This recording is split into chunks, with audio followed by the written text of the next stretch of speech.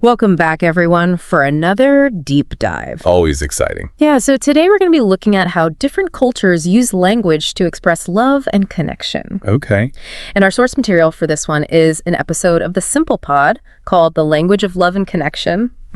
And, they use this really interesting role play scenario to kind of bring the topic to life. Thanks, fun. Yeah, definitely. And we'll get into that in a bit. But first, I want to just kind of throw this out to anyone listening. Sure. Have you ever experienced a cultural difference in how people express, love or affection? Yeah, like what? Well, maybe it was like a term of endearment that totally surprised you. Oh, yeah. Or like a gesture that just left you feeling a bit lost. I've definitely had that happen. Right. I think those little moments, it can really highlight how much culture shapes our understanding of love. Yeah, we often take our own ways of expressing affection for granted, Totally. Like it's the only way to do it. But when we encounter these different cultural norms, it can really challenge those assumptions and open our eyes to a whole new world. Exactly. And speaking of, being thrown into a whole new world. Yeah. The Simple Pod episode kind of does that with this role play scene. Right. Remember Alex and Sam? Yeah. They're having that heart-to-heart at the cafe. Uh-huh. Oh, I was hooked from the moment Alex was like, can we talk? It's such a loaded question. Right. It's such a loaded phrase. It is. It's like, okay, things are getting serious now. Absolutely. Those three words, they signal a shift.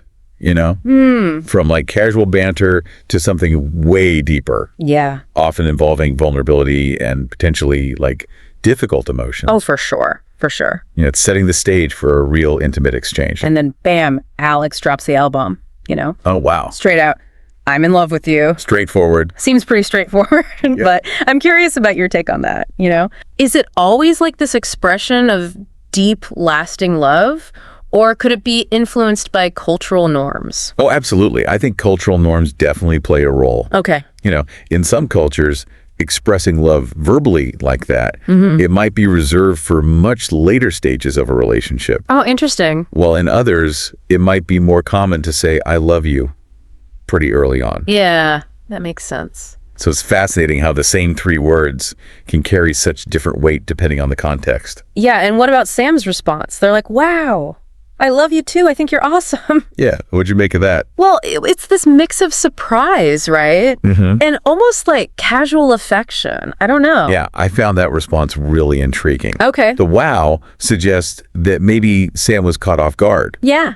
By the intensity or the timing of Alex's declaration. Totally. And I think you're awesome, It's positive, but it feels less emotionally charged than just saying, I love you too. Right. So it could reflect Sam's personality. Maybe they're just more reserved with expressing their feelings. Yeah. Or it could hint at these different cultural influences on how they reciprocate affection. It definitely makes you wonder what's going on beneath the surface. Right. A little bit, yeah. I'm starting to see how even just a simple conversation can be full of these subtle cues and cultural influences that shape how we understand each other. Absolutely. I wonder if this happens in other types of relationships too, Like what? Like with family or friends? Oh, totally. Do you think those expressions of love are shaped by culture as well? Family dynamics and friendships, they're all deeply embedded in cultural norms. Okay. Think about how different cultures express care and support for elders. That's a good point. In some cultures, it might be common to live with and care for aging parents. While in others, independence and self-reliance, those are more highly valued.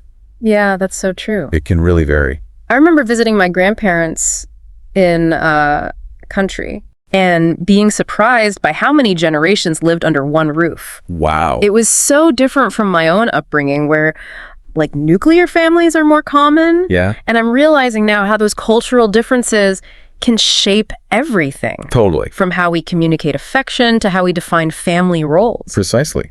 And these differences extend to the language we use as well. Okay.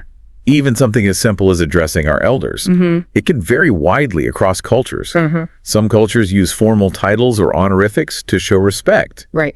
While others have more informal ways of speaking to older family members. Yeah, it's fascinating. It is. I'm already feeling like I'm seeing my own relationships in a new light. That's great. And we haven't even gotten to the part about international pet names. Oh, yeah. The Simple Pod mentioned gordito or gordita in Spanish, which literally means chubby. I'll admit I chuckled when I first heard that. It does sound funny when take it literally. Yeah. Yeah. But it's a perfect example of how love can transcend the literal meaning of words.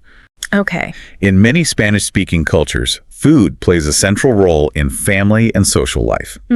So using food-related terms of endearment like gordito or mi corazón. My heart. Yeah, exactly. Wow. It reflects a deep cultural association between food love and nurturing. I see. It's like saying honey or sweetie in English, you know. Right. The original meaning of the word kind of becomes secondary to the emotional connection that it evokes. I see what you mean. Yeah. It's not about like actually calling someone fat. Right. It's about expressing that closeness and affection. Exactly. Through this shared cultural understanding. That makes me think about, other cultures. Yeah. What are some other examples of these like seemingly unusual pet names?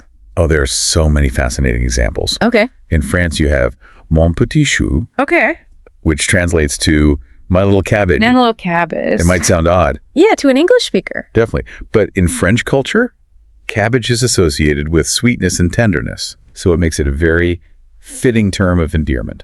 I love that. It really highlights how what might seem strange or even humorous in one culture can be like deeply meaningful in another. Exactly. I'm starting to realize that language isn't just about words, It's about tapping into this shared cultural understanding. Yeah. And creating a sense of intimacy through those shared references. Exactly. And it's not limited to romantic relationships either. Okay. These cultural nuances in expressing affection, they extend to family friends, even within communities. Oh, yeah. Think about how different cultures have unique ways of greeting each other, Yeah. celebrating milestones, or even offering condolences. That's true. Language plays a vital role in all of these interactions. You're right. It's like language is this thread that weaves together the fabric of our relationships and communities, It allows us to express our emotions, share our values, and create a sense of belonging.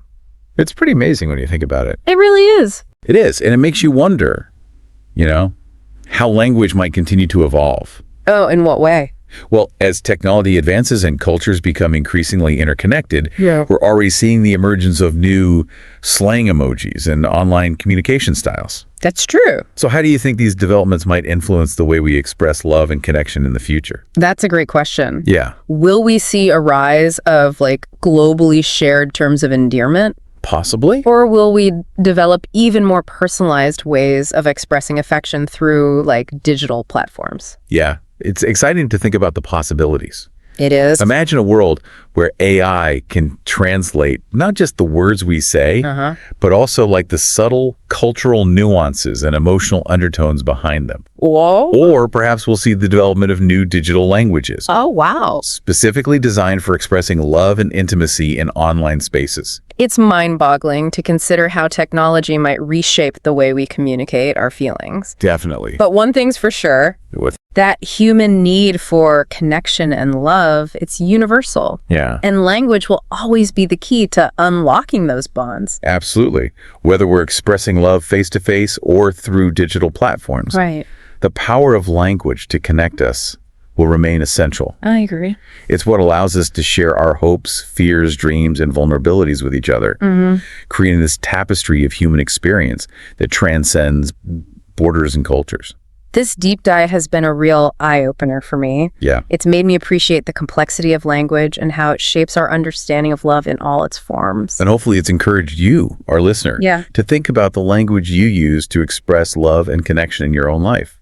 What are some of your go-to phrases? What cultural influences have shaped your communication style? And how can you use language to deepen your relationships and create more meaningful connection? These are all valuable questions to reflect upon. For sure. Because ultimately, language is a powerful tool for building bridges, fostering understanding, and celebrating the beautiful diversity of human expression. Yeah. It's so easy to just fall into routines with language, I know what you mean. to use the same phrases and expressions without really thinking about them. But after this deep dive, I feel like I'm inspired to be more mindful of the words I choose, especially when expressing, affection to someone. That's a great takeaway, I think, because sometimes even a small shift in language can make a world of difference. Oh, totally. Like instead of just saying, I love you all the time, maybe you try expressing your appreciation for specific qualities you admire in your loved one. Oh, that's a good idea. Or you could explore different terms of endearment Right. that resonate with your shared cultural background or personal experiences. I like that it's about finding ways to make language feel fresh and authentic, Yeah, to really capture the depth and complexity of our emotions. absolutely. And it doesn't have to be limited to romantic relationships either, right? No, not at all. We can apply this same mindfulness to how we communicate with family, friends, even colleagues. Exactly. Think about how a simple, heartfelt compliment can just brighten someone's day, Totally. or how actively listening to a friend's concerns can strengthen your bond. Yeah. Language is the foundation of all these interactions, and by being more intentional with our words, we can create more meaningful connections in all aspects of our lives. This deep dive has been a powerful reminder that language is more than just words. For sure. It's a reflection of our culture, our values, and our shared human experience. And it's something that's constantly evolving just like us. Right. So as you move forward, I encourage you to embrace that richness and diversity of language. Okay. Pay attention to the nuances of communication in your own relationships and explore how different cultures express love and connection. You might be surprised by what you discover. And remember, you don't have to be a linguist to appreciate the power of language. Not at all. Every time you speak, you're participating in this incredible tapestry of human expression. That's true. So use your words wisely, speak from the heart, and cherish the connections you create through this beautiful gift of language. Beautifully said. I think that's a perfect way to wrap things up. Yeah, so thank you everyone for joining us on this deep dive into the language of love and connection. Yes. Thank you for listening. Until next time, keep those conversations flowing and those connections strong.